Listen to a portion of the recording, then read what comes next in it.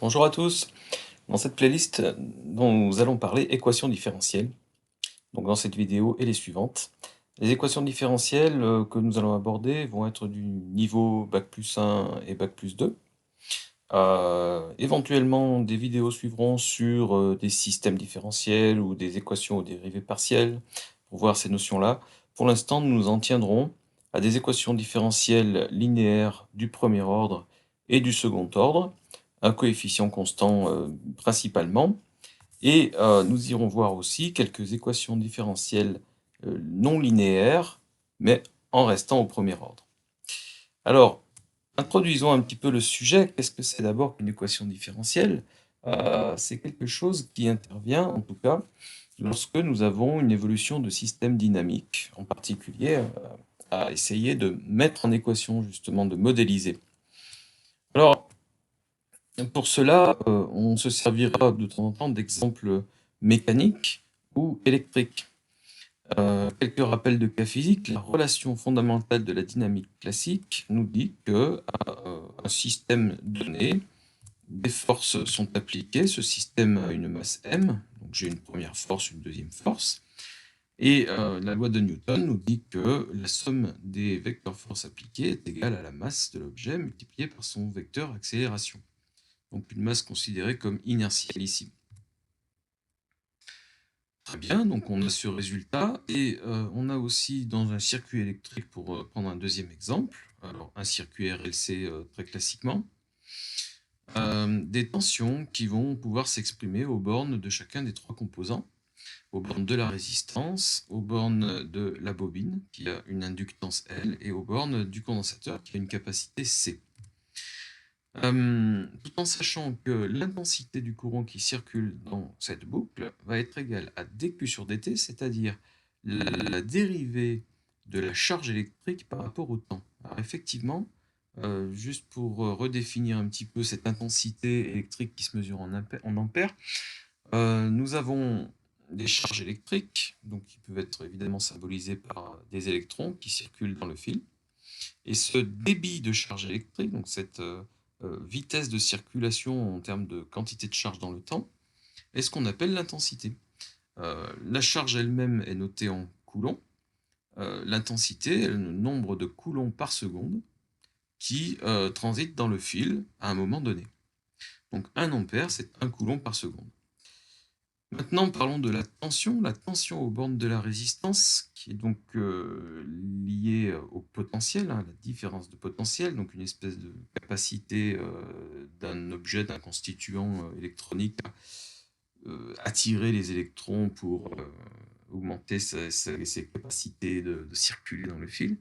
U indice R, cette tension est égale à RI. Donc voilà, loi d'Ohm, tout simplement, U égale RI.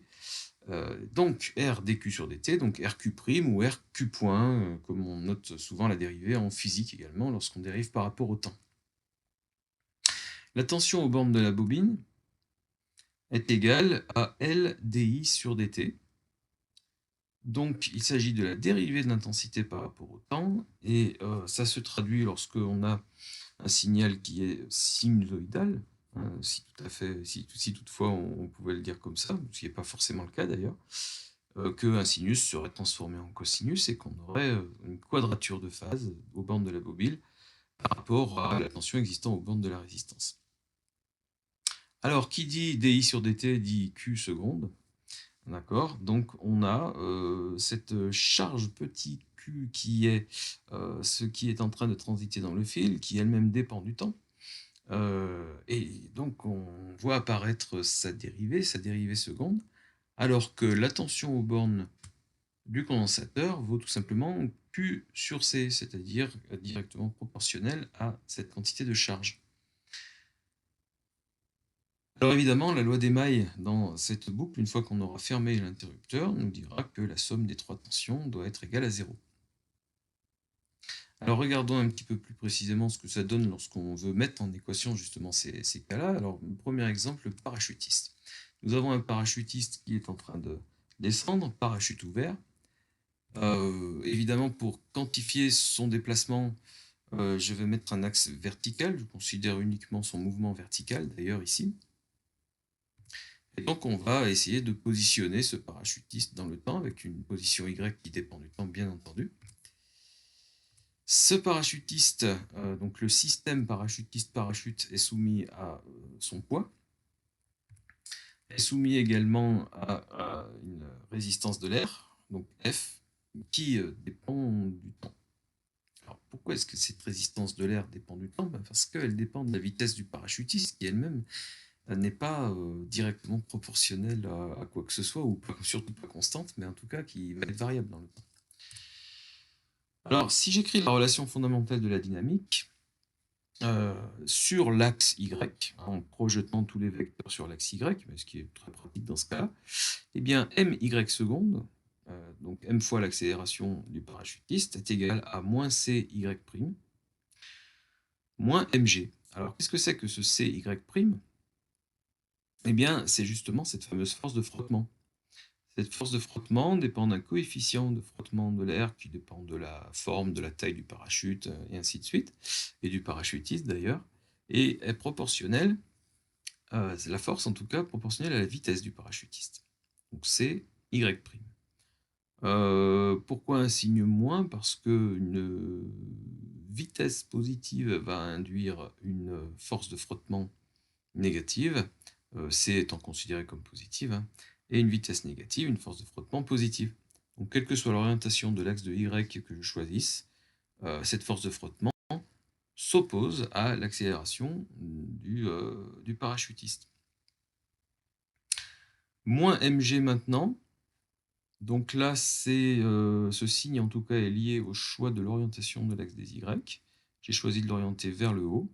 La force P est dirigée vers le bas, donc dans mon équation intervient moins mg une fois projeté sur l'axe des Y. Donc Y seconde plus C sur MY' égale moins G. Alors ça veut dire que la relation fondamentale de la dynamique me fait écrire une équation où Y est ce qu'on aimerait bien trouver, c'est-à-dire quelle est la position du parachutiste en fonction du temps, Y de t. Eh bien on n'a qu'une relation entre la dérivée de Y et sa dérivée seconde. Équation qu'on appelle équation différentielle, dans laquelle l'inconnu est une fonction, et où on a à traiter une relation qui existe entre la fonction, sa dérivée première, éventuellement sa dérivée seconde, et on pourrait même aller plus loin dans d'autres cas de figure que la dérivée seconde. Alors on pourrait tenter de simplifier cette équation différentielle en invoquant la vitesse du parachutiste, V qui est Y', et donc Y seconde sera V'. Où on pense qu'il serait peut-être plus facile de trouver V de t, puis en intégrant de trouver Y de t. Alors, l'équation peut être considérée comme relativement simple ou pas trop. Pour l'instant, on ne sait pas résoudre même ce type d'équation, mais en plus, le coefficient de frottement pourrait dépendre du temps. C'est-à-dire, si jamais le parachutiste joue sur les ficelles de son parachute, il va changer un petit peu sa forme, donc le coefficient de frottement va être modifié.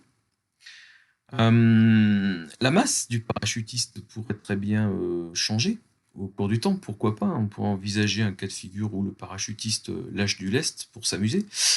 Et puis G, l'accélération de la pesanteur elle-même pourrait changer si le parachutiste saute de suffisamment haut pour qu'on ne puisse plus considérer G comme constant. Donc on pourrait avoir des cas de figure très simples où les coefficients de l'équation sont des constantes, jusqu'aux cas de figure les plus compliqués où les coefficients de l'équation sont eux-mêmes des fonctions. Alors, en compliquant un tout petit peu le jeu, dans une espèce de jeu de saut à l'élastique ressort, donc l'élastique n'est pas un élastique mais un ressort, pourquoi pas on va dire, donc on a quelqu'un qui se jette dans le vide accroché à un ressort. Quelles sont les forces appliquées cette fois-ci à cette personne? Le système c'est la personne cette fois-ci, donc son poids. Une résistance de l'air, alors que j'ai représenté beaucoup plus petite que celle du parachute évidemment, et puis la force de rappel du ressort. Alors, lorsque la personne est en train de tomber, donc sa vitesse est un vecteur dirigé vers le bas, la force de frottement est dirigée vers le haut, donc on va avoir le même effet de signe moins devant Y', si vous voulez, dans l'équation qu'on va obtenir.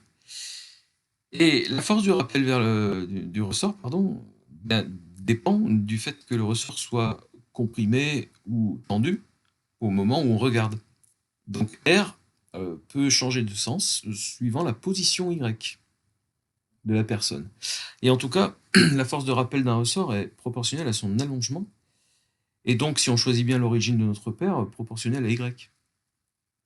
Donc notre équation va être un peu plus compliquée qu'au-dessus, puisque cette fois-ci, my seconde va être égal à moins cy prime moins mg, plus k facteur de ay plus b, c'est-à-dire que je décris la force de rappel du ressort comme étant proportionnelle à ay plus b, avec donc un coefficient ay qui est directement lié à la position du parachutiste, du sauteur, mais un coefficient aussi petit b que je fais intervenir si jamais je n'ai pas mis l'origine de mon repère ou de mon axe y à l'endroit même où le ressort est ni comprimé ni tendu.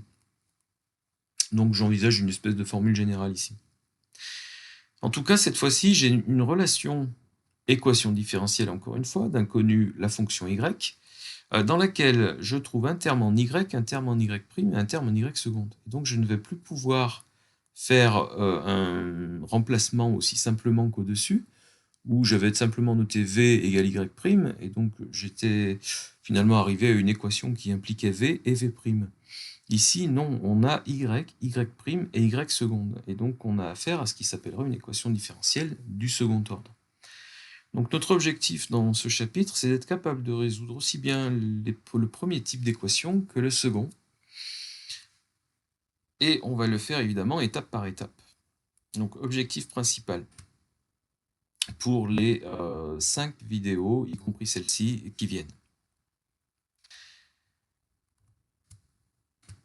Quelques exemples divers, si on n'avait pas de méthode. Imaginons qu'on ait à résoudre l'équation différentielle y' moins y égale 0. Donc chose très simple, y' égale y.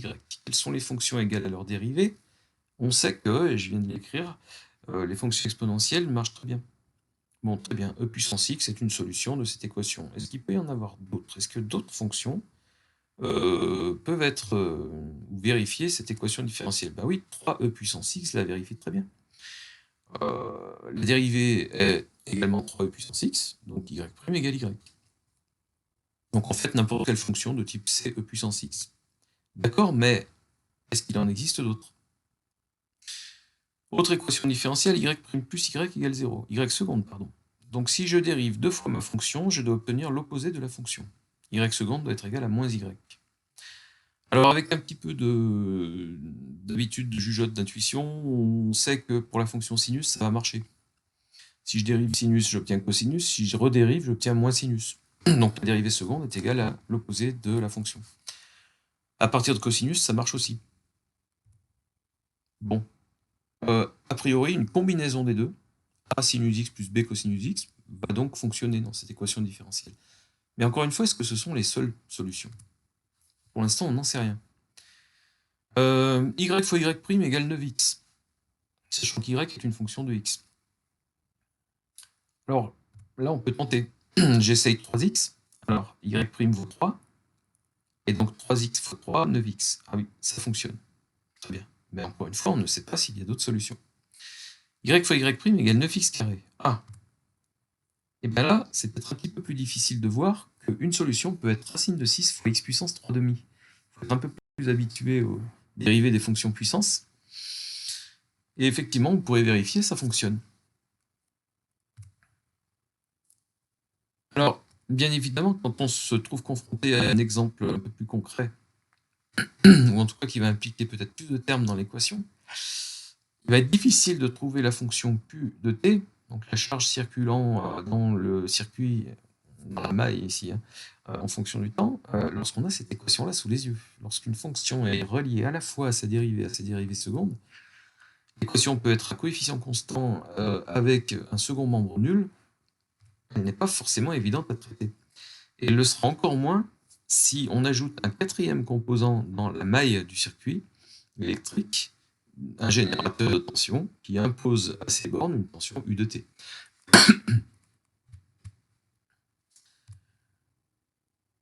Bon, alors, exemple divers encore, y' moins xy égale 0, est-ce que cette fois-ci l'exponentielle fonctionne?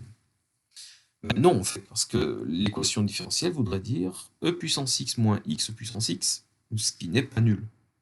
Alors attention, quand on dit égal 0, on n'est pas en train de résoudre une équation, on a connu x. On est en train de chercher une fonction y, telle que y' moins xy égale 0 pour tout x. Ce qui évidemment est faux si je prends l'exponentielle. E puissance x carré, la dérivée de e puissance x carré vaut 2x e puissance x carré. Donc l'équation différentielle deviendrait 2x puissance x carré moins x puissance x carré. Ah, non, ça ne fait pas 0, mais on n'est peut-être pas loin de la solution. Puissance x carré sur 2, la dérivée vaut x puissance x carré sur 2.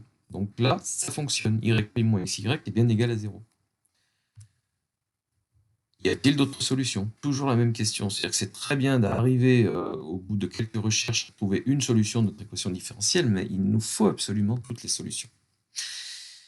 Y' plus y égale x, je peux ici e puissance moins x. E puissance moins x se dérive en moins e puissance moins x. Donc y' plus y égale 0 et pas x. Ça marche pas. Bon, e puissance moins x plus x, la dérivée vaut moins e puissance moins x plus 1.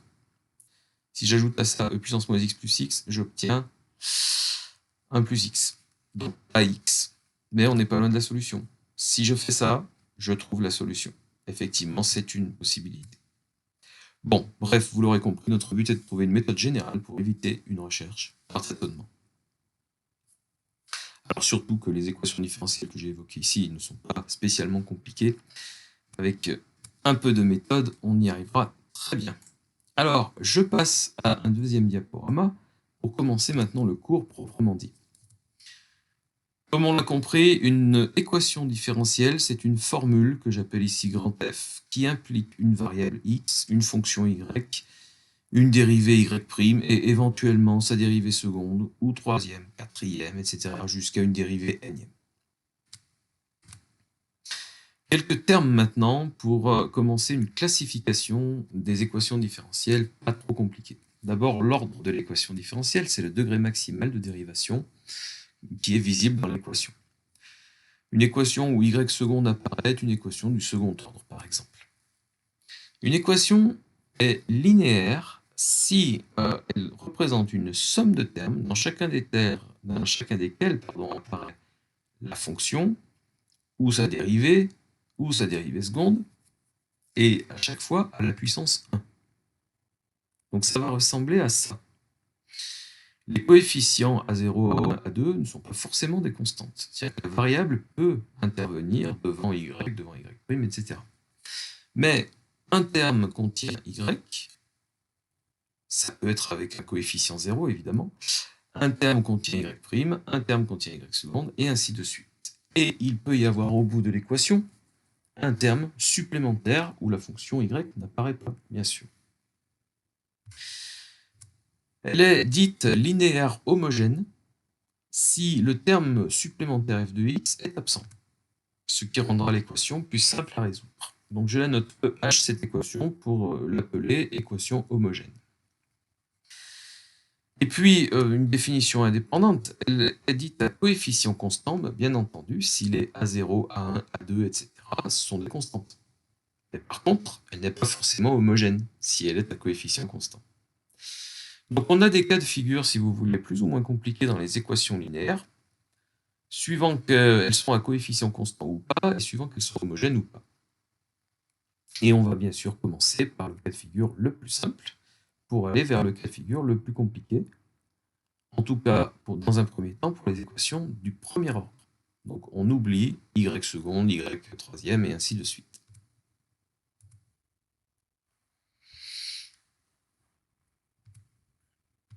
Alors, un petit tableau pour commencer. Quels sont les ordres des équations différentielles données à gauche? Alors je l'ai affiché un peu tôt, mais effectivement, la première équation différentielle est d'ordre 1, puisque la dérivation maximale est de degré 1 pour y. En dessous, j'ai une équation différentielle d'ordre 2, puisque je vois y seconde. Ensuite, j'ai ordre 1, puis ordre 2 pour y seconde, et enfin, ordre 1. Alors, j'en profite de temps en temps pour noter dy sur dx à la place de y'. Familiarisons-nous avec des notations utiles à la physique, pourquoi pas, ça peut servir. Bien, alors, j'ai affaire à une équation linéaire? Non, parce que j'ai un terme en y carré dans la première équation. Est-ce que j'ai affaire à une équation linéaire dans la deuxième? Non plus. Le troisième terme montre y' puissance moins 1. Il nous faut une puissance 1. Donc si on a un dénominateur dans lequel se trouve y ou y', sauf simplification possible, c'est fini. Les suivantes sont clairement linéaires, par contre. Voilà, les termes sont, on va dire, bien rangés, et dans chacun desquels on trouve y ou y' ou y second. Alors, pour les équations linéaires, est-ce qu'on a une homogénéité? Donc la question ne se pose pas pour les premières, à savoir qu'il existe une définition générale des équations différentielles homogènes qui n'est pas reliée, c'est un terme malheureux, ce terme homogène, hein, mais qui n'est pas relié aux équations linéaires homogènes. Il faut qu'on fasse attention à ça, en tout cas pour l'instant, ça n'est pas un souci. Alors, est-ce que la troisième est homogène? Non, puisque j'ai le terme 4x. Donc j'ai un terme supplémentaire dans lequel y n'apparaît pas. Par contre, dans la quatrième équation, on a une équation homogène, qui sera donc, pour information, 2 fois plus rapide à résoudre que celle du dessus. Le terme cosinus x empêche l'avant-dernière d'être homogène, et le terme plus 3 empêche la dernière d'être homogène. Est-ce qu'elles sont à coefficient constant? Donc, ce n'est pas très important pour les deux premières, puisqu'elles ne sont pas linéaires. Pas ça qui va nous empêcher ou rendre la résolution plus ou moins facile. La troisième équation est à coefficient constant. Alors attention, on se focalise sur les coefficients de y ou de y'. La quatrième équation l'est donc aussi. La cinquième également. Et la dernière, non, puisque devant y', on a le facteur ln x. Alors, équation différentielle linéaire du premier ordre, on entre justement dans le vif du sujet en commençant par cette partie-là, qui va nous occuper pour les 2 prochaines vidéos également. La forme générale de ces équations peut se ramener à y' plus a de xy égale f de x. Effectivement, si j'ai un coefficient devant y' et un autre devant y, je n'ai qu'à simplifier toute l'équation par le coefficient de y', et j'obtiendrai cette forme-là. L'équation homogène associée est y' plus a de xy égale 0. Et donc on va s'attacher dans un premier temps à résoudre l'équation homogène, et encore dans le cas où le coefficient sera une constante pour démarrer. Mais j'en profite pour dire tout de suite que une équation de ce type-là est à variable séparable. Alors qu'est-ce que ça veut dire à variable séparable? Eh bien, ça veut dire que je peux transformer l'écriture de EH en laissant tout ce qui est en Y dans le membre de gauche et en mettant tout ce qui est en X dans le membre de droite, tout en sachant, et c'est primordial, que Y' vaut dy sur dx, et que si je veux vraiment séparer mes variables, je dois détacher également dy et dx. Donc, on avait jusqu'à présent une fonction y d'une variable x. On va considérer x et y comme deux variables, si on veut vraiment entrer sur cette méthode de séparation des variables. Deux variables qui ne sont pas indépendantes, elles sont liées, y est fonction de x, mais y n'a pas un statut supérieur à x. C'est une variable comme une autre. Alors, laissons de côté pour l'instant la séparation des variables et voyons ce qu'on peut faire avec l'équation à coefficient constant. Mais nous n'allons pas laisser la séparation des variables très longtemps de côté parce que elle va être utile dans un premier temps pour ça. Alors, qu'est-ce que c'est que cette séparation des variables? J'en profite pour montrer la méthode et puis j'expliquerai un peu ce qu'on peut faire avec cette dernière équation. On écrit y' sous sa forme différentielle, comme je vous le disais. On va être obligé d'écrire y' comme dy sur dx pour séparer dy et dx. Donc on sépare également les différentiels. Ensuite, on finit de séparer x et y et dy d'un côté, x et dx de l'autre. Et enfin, on intègre. Bon. Ok, alors, traitement de l'équation homogène au tableau. Alors ici, on n'est pas devant un tableau, donc on va le traiter comme ça. Si j'ai devant les yeux y' plus ay égale 0, qu'est-ce que je peux faire? Déjà, écrire dy sur dx plus ay égale 0. Ensuite, je vais tout multiplier par dx pour le détacher de la fraction. Donc dy plus ay dx égale 0. J'ai une équation qu'on appelle différenciée, d'accord, d'adjectif. Elle est différenciée. dy plus ay dx égale 0. Maintenant, dans mon deuxième terme, je trouve y fois dx. Donc mes deux variables ne sont pas encore séparées. Je vais tout diviser par y. dy sur y plus a fois dx égale 0. Et donc, en changeant les x de membres, j'obtiens dy sur y égale moins a dx. Et c'est là qu'on arrive au troisième point de la méthode, intégrer. Intégrale de dy sur y est égale à intégrale de moins a dx plus constante. On parle en primitive, et évidemment on introduit cette constante d'intégration, puisque on est là pour rechercher toutes les solutions possibles de notre équation de départ. Alors, du côté gauche, l'intégrale de dy sur y va donner ln y, ou plutôt ln valeur absolue de y. Et à droite, l'intégrale de moins a point dx va donner moins ax, alors plus constante bien sûr. Donc je résume, ln valeur absolue de y est égale à moins ax plus constante. Moi ce que je veux c'est trouver y. J'ai ln y, donc je passe à l'exponentielle. Valeur absolue de y est égale à exponentielle de moins ax plus k, que je peux décomposer en exponentielle de moins ax fois exponentielle de k.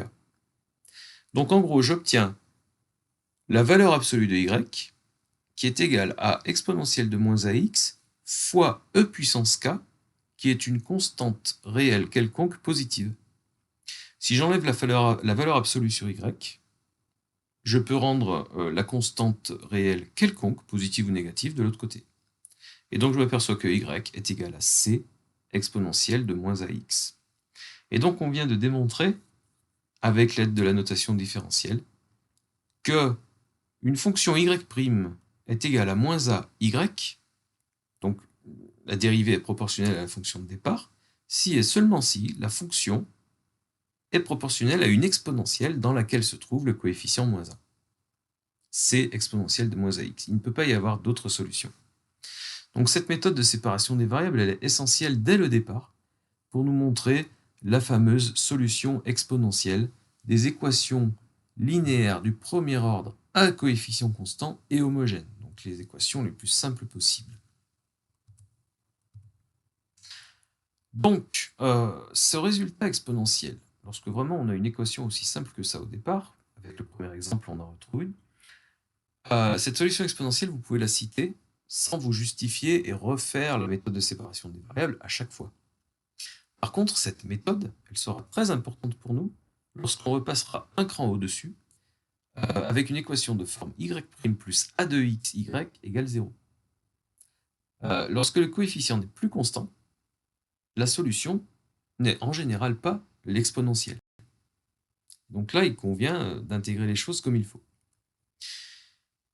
Alors, un exemple, et puis même plusieurs très rapidement traités, avec l'application directe de la solution exponentielle, y' plus 3y égale 0, signifie y égale c exponentielle de moins 3x. C, constante réelle quelconque.